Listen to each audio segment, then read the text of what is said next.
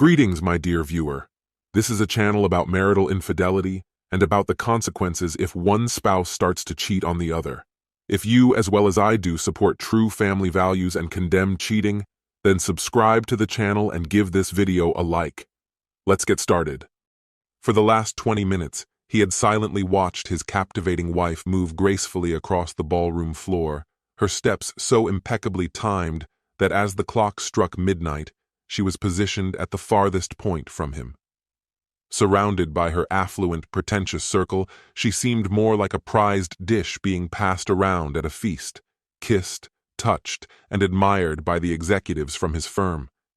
His boss, an entitled heir who had done little to earn his wealth, seemed especially taken with her.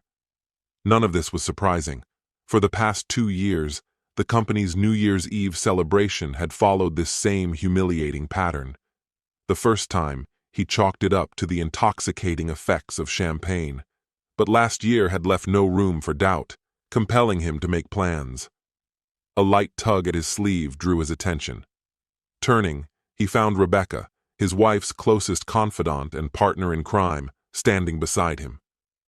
"Happy New Year, Kyle," she chirped, leaning in for her customary half-hearted kiss on the cheek. He barely acknowledged the gesture, stepping back to meet her gaze. Usually brimming with smugness, as if her aristocratic lineage granted her some innate superiority, Rebecca's expression tonight carried an unusual mix of discomfort and pity. "Kyle, don't be so stern," she said softly, her tone almost pleading. "It's just a silly tradition. She's only sharing a few harmless kisses. She'll come back soon, and everything will be fine. You know she loves you." He scrutinized her, unimpressed by the platitude. Rebecca pressed on, her voice turning conciliatory. "She does love you, Kyle. Whitney's just vivacious and spontaneous. She thrives on socializing with people who share her energy. You're the quiet, thoughtful one. She needs that balance. Spending time with them only makes her value you more." A bitter laugh escaped him. "Is that so? Was that what she was doing under the mistletoe at the Christmas party? Because I saw her kissing every senior executive in her office. And now, here she is again, dancing, kissing, and cozying up to my colleagues. So, by your logic, the more she gets close to everyone else, the more she appreciates me?" Rebecca flinched. "You're misinterpreting—" "Am I?" he interrupted. "Does her appreciation include making out with George, the guy she knows I can't stand? Is this her unique way of showing love, since she's well aware of how much I despise him?" Rebecca's face turned crimson as she looked away. "Kyle, please. I know this is difficult, but for the first time in 5 years, Rebecca, I actually understand," he said, cutting her off. "I really do." Without waiting for her response, he strode to their table and retrieved a large, brightly wrapped package from his briefcase. Taking off his wedding ring, he tied it securely to the ribbon atop the gift. Then he turned back to Rebecca, his expression calm and resolute. "Give this to Whitney when she's done charming the crowd. Wish her a happy new year from me. I hope 2025 brings her everything she truly deserves." "Kyle, wait!" Rebecca grabbed his arm, her voice desperate. "Don't leave. I'll bring her back. She's just had too much champagne again. She needs you to take her home." "No, Rebecca, she doesn't." His tone was steady, almost serene. "She's been here all day, preparing for this spectacle. She has her own room, her own car, and more than enough admirers to look after her. And you've known all along, haven't you? You've lied to me before, not this time." Before she could respond, he turned and walked away. As he exited the ballroom, he nodded briefly at Helen, the HR director, who was standing with her towering husband. Helen had spent the afternoon assisting him as his boss, and others made their arrangements at the hotel, a plan that had involved Whitney in a lavish suite. Kyle had documented everything, and so had Helen. Soon the board of directors would see it too. As Kyle disappeared into the night, Helen and her husband moved purposefully toward Whitney. Meanwhile, Rebecca pushed her way through the throng of admirers surrounding her friend. When she finally reached Whitney, she thrust the garishly wrapped package toward her. Kyle left this for you, Rebecca said, her voice tight with strain. He's gone. He watched everything tonight, and when you started kissing everyone, he decided he'd had enough. He wanted you to have this. Whitney's lips curved into a confident smile. Oh, Kyle, she said dismissively. He's just sulking. I'll fix things when I get home. He always forgives me. Even when he's upset, he leaves me gifts. Ignoring Rebecca's attempt to stop her, Whitney untied the ribbon. When the ring fell to the floor, her smile faltered. George, who had been standing nearby, stooped to pick it up with a smirk. Isn't this your husband's wedding ring? He asked mockingly, holding it up for her to see. Whitney stared at the ring, her confusion growing, and hastily unwrapped the box. It's heavy, she muttered, giving it a shake. As she broke the seal, its contents spilled onto the floor. Glossy photographs scattered across the tiles. A hush fell over the room. Whitney, her gown pooling around her, knelt to gather the photos, her hands trembling. The faces in the images came into focus, and her gasp of shock quickly turned into a horrified scream. Rebecca, pale and visibly shaken, crouched beside her, trying to steady her. Nearby, George picked up one of the photos, his expression darkening as he recognized himself. What the hell, Whitney? He snarled, loud enough for the gathering crowd to hear. More eyes fell to the photos, revealing compromising images of Whitney with George, and others. The tension in the room snapped. One woman slapped her husband with a resounding crack, following it with a sharp jab to his chest. So this is why you're never home, she shouted, grabbing a handful of photos to show to other wives. You all might want to take a look at these. Plenty of familiar faces here. The ballroom descended into chaos. Whitney, overwhelmed, fainted, collapsing unceremoniously onto George's polished shoe. Rebecca frantically tried to revive her as the crowd buzzed with scandal and accusation, but the damage had already been done. Far from the chaos, Kyle walked away without a glance back. A woman raised a USB drive high, her voice cutting through the clamor. Look, USB drives too. Who knows what secrets they hold? Nearby, chaos erupted as a furious blonde berated a sharply dressed older man. You lowlife, remember our prenup? I'll make sure you lose everything. Please, baby, I'm sorry, he pleaded, his tone desperate. It meant nothing. She kept throwing herself at me. I slipped, but only once. She's not even close to you. You lying piece of trash, she screamed, rage spilling over. Rising from the floor, she charged at him, brandishing incriminating photos, her curses ringing out. He stumbled backward before breaking into a full sprint as she gained ground. Elsewhere, a woman sobbed uncontrollably, clutching a photo to her chest, while her husband stood silently beside her, his face buried in his hands. Another man thrust a photo at a striking woman, his voice trembling with anger. You're bi? Really? You've been lying to me all this time? You swore you'd never do a threesome because you wouldn't be with another woman, he bellowed. Her cheeks flamed red as she turned on her high heels and fled, wobbling with every step. In the midst of the uproar, another woman gathered a pile of photos and began shouting names as she stormed through the ballroom. She stopped in front of a bewildered woman, handed her a picture, and watched as realization dawned. Fury twisted the woman's features as she turned toward her husband, photo in hand. Her steps quickened as he backed away in panic. This chaotic scene repeated itself across the room, each incident drawing gasps and murmurs from the horrified onlookers. Meanwhile, Whitney, now conscious, sat dazed on the floor, her glazed eyes taking in the turmoil. A man in a perfectly tailored tuxedo knelt beside her. Are you all right? He asked softly. She nodded, her voice empty. I'm Whitney Wright. His brow furrowed. The Whitney Wright? She nodded again. Who are you? She asked weakly. He pulled out a packet of papers, snapped her photo, and said, I'm a process server. You've been served, Whitney Wright. The room fell silent as he continued, his voice cutting like a knife.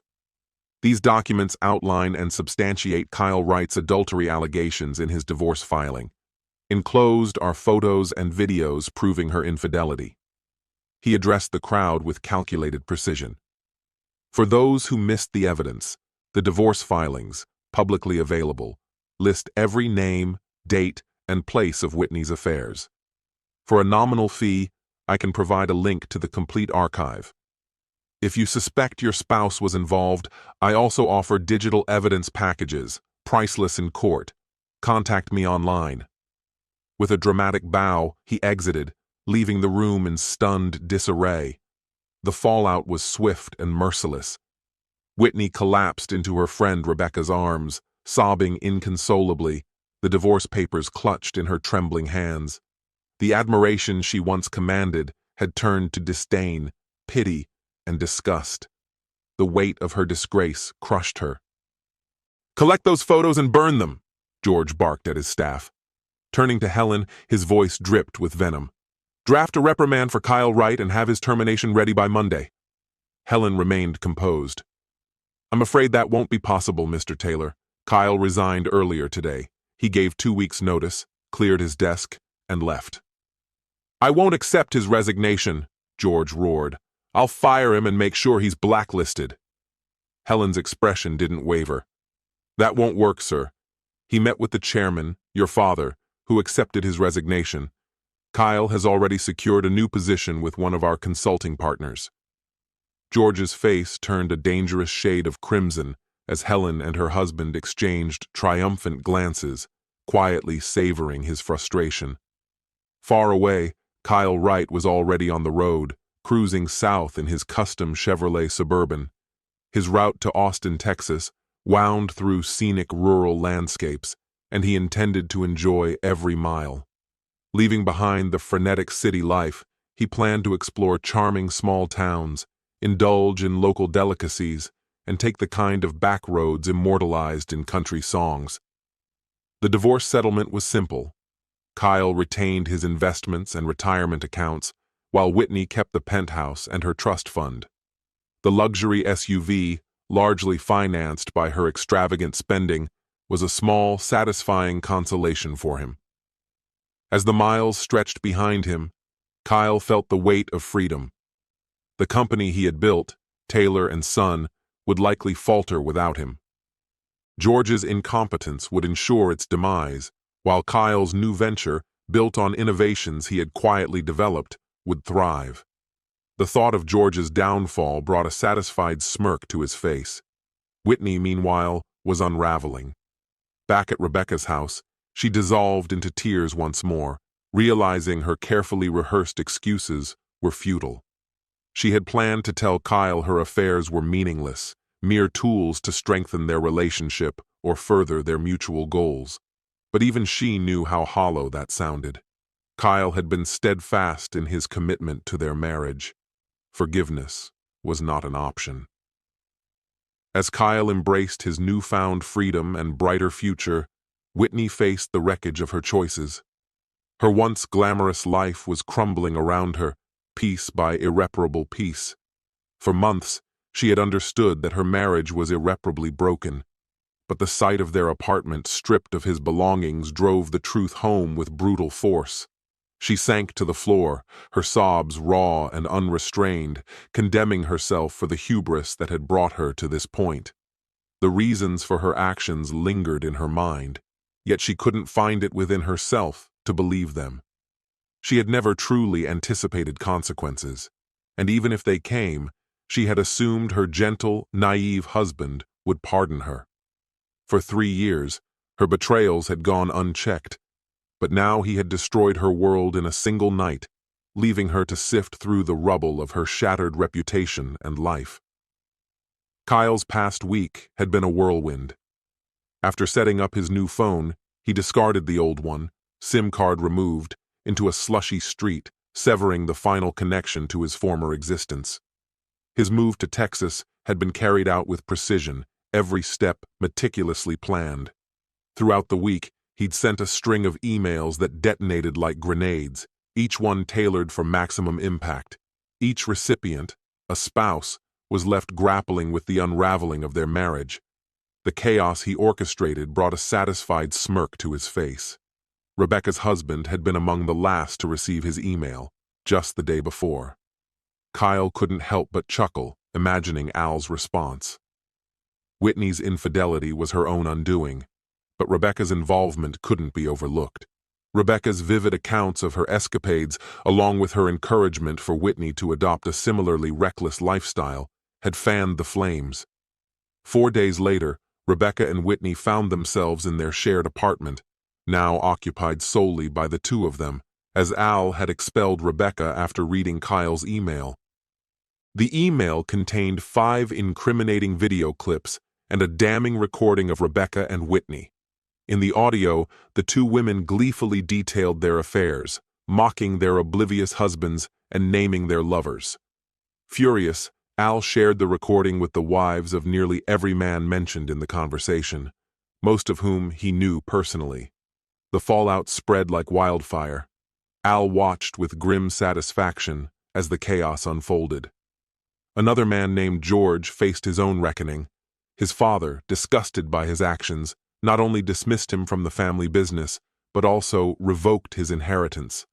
Alongside George, the company's upper management, tarnished by the scandal, was entirely replaced. George's father assumed the role of interim CEO, while Helen, newly promoted to vice president of talent acquisition, began recruiting top executives from across the globe to rebuild the firm. As for Kyle, his transition continued smoothly. He passed the MLK exit, turned onto Cesar Chavez, and caught a fleeting view of Lady Bird Lake as he neared the Austin Convention Center. Crossing Congress Avenue, he reached the luxurious high-rise condo at 70 Rainey, a temporary residence provided by his new employer. With 6 months of rent prepaid, Kyle had time to search for his ideal home, one with a spacious yard, mature trees, and room for the dog he planned to adopt. In his mind, he envisioned a fresh start with a partner who valued loyalty and the prospect of building a life together, complete with children. His colleagues had already arranged a welcome barbecue where he'd be introduced as recently divorced, ensuring plenty of opportunities to meet single women. Meanwhile, back in New York, the storm Kyle had unleashed continued to escalate.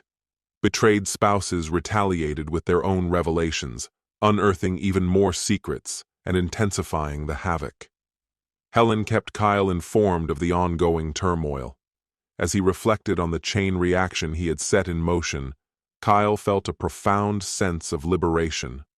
Far removed from the destruction, he embraced the peace of his new life in Texas.